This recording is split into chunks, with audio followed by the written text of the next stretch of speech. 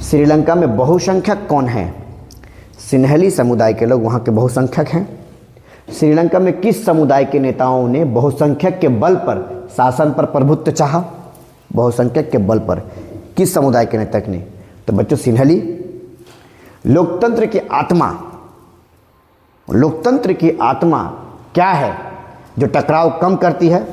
तो लोकतंत्र की आत्मा है सत्ता की साझेदारी, यानी सभी वर्गों में बराबर सबको अधिकार मिले, सबको सत्ता में अधिकार मिले, सभी लोग नेता बन सके, सभी लोगों में अधिकार हो, समानता के अधिकार हो कि सब लोग भारत में या किसी देश में जो लोकतांत्रिक देश है उसमें सब लोग भाग ले सके बिना किसी जाति भेदभाव के, बिना किसी रंग और नस्ल और भाषा भेदभाव के। आगे, नियंत्रण एवं संतुलन का संबंध सत्ता की साझेदारी के किस रूप में है? तो नियंत्रण एवं संतुलन सत्ता की जो साझेदारी है, सत्ता की क्षैतिज साझेदारी। क्षैतिज कहने का मतलब ना कोई ऊपर है सत्ता में, ना कोई नीचे है, सब जनता के द्वारा चयनित है और सब लगभग पावरफुल हैं। सबकी अपनी अपनी कुछ जिम्मेदारियां हैं और जिम्मेदारी अगर कम करेंगे या काम सही से नहीं करेंगे सब पर कार्रवाई होगी। ये नहीं कि कोई बहुत बड़ा पोस्ट पर है और उस पर कार्रवाई नहीं होगी, सब क्षैतिज है, एक है ना, कानून के सामने सब बराबर है। तो सत्ता की क्षैतिज वितरण, संघ सूची, राज्य सूची, भारत के राज्य की सूची तथा समवर्ती सूची संविधान के किस अनुसूची में है? तो 7वीं अनुसूची में राज्य का क्या अधिकार होगा, केंद्र शासित प्रदेश का क्या अधिकार होगा, यानी इन सब के बारे में पूरी तरह से विवरण कानूनन तौर पे 7वीं अनुसूची में है। किस शासन व्यवस्था में संपूर्ण सत्ता केंद्र के पास होती है? केंद्र के पास सारा केंद्र सरकार डिसीजन लेगा, वो है एकात्मक, एकात्मक सेंट्रलाइज्ड। Option A. देश की एकता की सुरक्षा और क्षेत्रीय विविधताओं का सम्मान किस व्यवस्था का उद्देश्य है?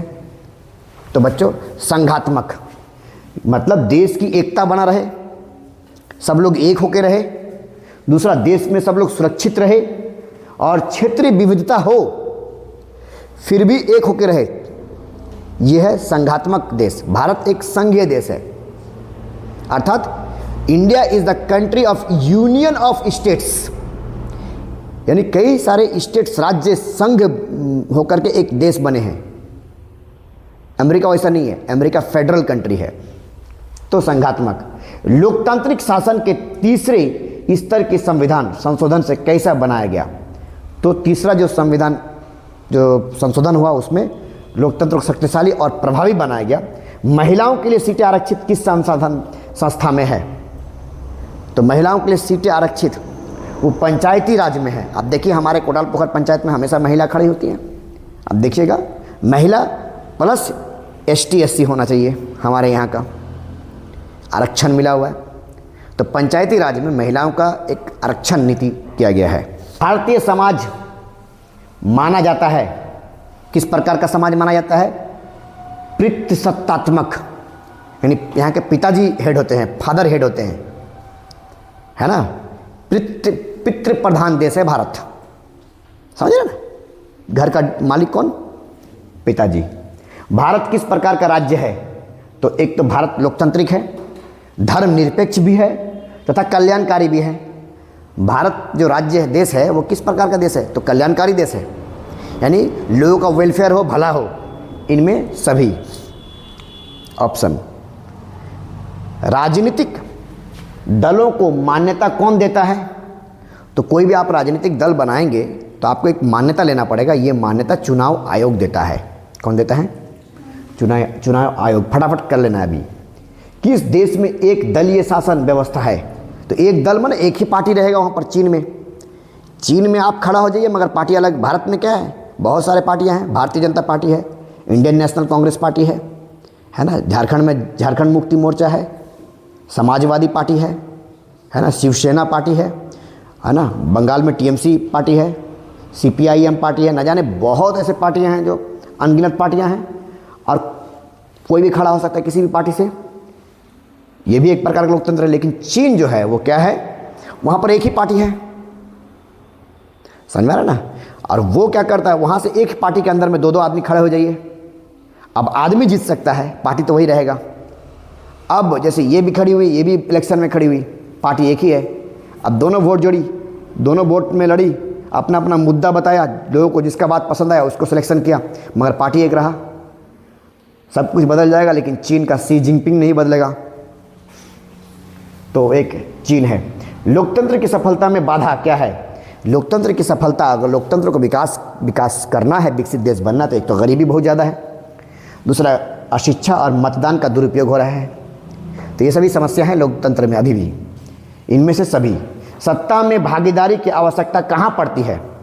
सत्ता में भागीदारी मतलब हर लोग सत्ता में भाग दे, हर लोगों का सत्ता में, हिंदू मुसलमान सिख ईसाई ST SC जनरल OBC काले गोरा मर्द औरत सब लोग सत्ता में भागीदारी ले, सबकी सत्ता में कुछ योगदान रहे, सबके हाथ में कुछ पावर रहे। कहाँ पर ज़्यादा ज़रूरत है?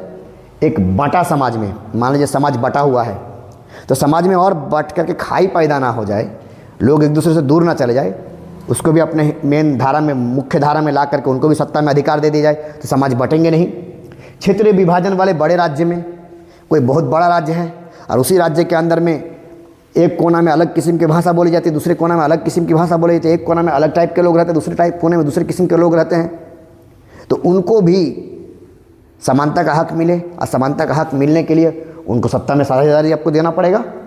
तीसरा, हर लोकतंत्र में, ये तो लोकतंत्र की मुख्य विशेषता है, लोकतंत्र की आत्मा है सत्ता में भागीदारी, सत्ता में साझेदारी, इनमें सभी, यानी ऑप्शन नंबर डी। समझ में आ रहा है ना? संवैधानिक प्रावधानों में क्रियान्वयन की देखरेख में महत्वपूर्ण भूमिका किसकी है? संवैधानिक जो कानून है, संविधान है, उनमें जो कानून का सही क्रियाकलाप हो रहा है कि नहीं हो रहा है, कानून का सदुपयोग हो रहा है कि नहीं हो रहा है, कानून का सब पालन कर रहा है कि नहीं कर रहा है, कानून को देखरेख करने का गार्जियन कौन है? वो न्यायपालिका है।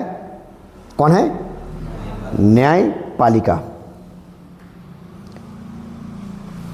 अगला 17 नंबर, धार्मिक जातीय विभाजन की राजनीतिक होड़ में कई टुकड़ों में बांटा देश। कई टुकड़ों में धार्मिक और जातीय विभाजन में कई टुकड़ों में देश बंट गया है। उनमें एक है यूगोस्लाविया। दल से जीतकर दल छोड़कर दूसरे दल में जाना क्या कहलाता है? एक दल से दूसरे दल में चल गए, दल बदलू, दल बदल पार्टी। हाँ, अभी हो रहा है कि नहीं हो रहा देश में? एक दल से दूसरे दल में चला जा रहा है, पार्टी बदल देता है। व्यक्ति की गरिमा और स्वतंत्रता के लिए सबसे अच्छी सरकार कौन है? तो व्यक्ति का इज्जत और गरिमा सम्मान सब बना रहे, उसके लिए लोकतंत्र है। तानाशाह तो कुछ अलग ही है। तानाशाह का मतलब ये होता है कि कोई राजा फाजा, कोई कानून नियम नहीं, हम जो मुंह से बोल दे वही कानून। और एक होता राजा का राजतंत्र, तो एक हो गया लोकतंत्र, है ना? तो लोकतंत्र में गरिमा और इज्जत व्यक्ति का बने रहता है। आगे, किस व्यवस्था में समाज के विभिन्न समूह के विचारों को सम्मान मिलता है? तो वो लोकतंत्र व्यवस्था है जहाँ पर समाज के विभिन्न लोगों को क्या मिलता है? समानता का अधिकार मिलता है व्यवस्था में। लोकतांत्रिक राजनीति की पहली कठिन परीक्षा प्रांतों का गठन किस आधार पर हुआ है? तो भाषा के आधार पर हुआ है। लोकतंत्र होने के बाद भारत के जो प्रांत हैं, कई सारे राज्य हैं, उनका गठन कैसे हुआ? तो भाषा के आधार पर। तमिल बोलने वाले लोगों को तमिलनाडु बना दिया गया। धर्म के आधार पर नहीं हुआ। भारत में जो राज्यों की जो व्यवस्था है वो धर्म के आधार पर नहीं हुआ कि सिख को एक कोना दे दिया जाए, ईसाई को एक कोना दे दिया जाए, मुसलमानों को एक कोना दिया जाए, हिंदुओं को एक कोना दिया जाए। उस आधार पर भारत के राज्य में विभाजन नहीं हुआ, बल्कि भाषा के आधार पर हुआ। बंगला बोलने वाले लोग बंगाल, समझ में आ रहा है नहीं? पंजाबी बोलने वाले लोग पंजाब, मराठी बोलने वाले लोग महाराष्ट्र, तमिल बोलने वाले लोग तमिलनाडु। इस तरह से विभाजन हुआ। तो वही बोल रहा है कि किस लोकतांत्रिक राजनीति की पहली कठिन परीक्षा प्रांतों का गठन किस आधार पर किया जाए? तो भाषा का आधार पर कर दिया गया। 22 प्रमुख भाषाएं संविधान के किस अनुसूची में है? 8वीं अनुसूची में है। नारीवादी आंदोलन का लक्ष्य क्या है? समानता, नारियों को भी समानता मिले, इसलिए नारीवादी आंदोलन किए गए। 24 नंबर क्वेश्चन, पार्टी दल के प्रति पूर्ण समर्पित व्यक्ति, पार्टी दल के प्रति जो समर्पित होते हैं पूर्ण तरीके से, उनको समर्थक बोला जाता है। यहाँ पर ऑप्शन गलत दिया गया, अनुयायी। आप लोग क्या मारेंगे? समर्थक, कि हम इस पार्टी का समर्थक है, उस पार्टी का। अगला, शिवसेना किस राज्य में क्षेत्रीय दल है? शिवसेना महाराष्ट्र में है। लोकतांत्रिक सरकार होता है क्या? एक तो उत्तरदायी होता है, उनका जिम्मेदारी होता है, उत्तरदारी, जिम्मेदारी और वैध। वैध का मतलब वो अवैध नहीं सरकार है, वैध हमने वोट देके बनाया। जिम्मेदार है, उनको हर काम के लिए उनको रिस्पॉन्सिबिलिटी दी जाएगी, जिम्मेदारी ठहराई जाएगी, उत्तरदायी, उनको आंसर देना होगा कोई गलत होने पे। इनमें सभी बामसेफ किसका आंदोलन था? तो बामसेफ कर्मचारी का आंदोलन था। यूएन वीटो अधिकार किस देश को नहीं है? तो यूनाइटेड नेशन के सभी कंट्री मिल करके कोई एक नियम बनाना चाहते हैं, परंतु कोई देश जिनके पास वह पावर है वीटो का, वो बोल देगा ये नियम नहीं बनेगा।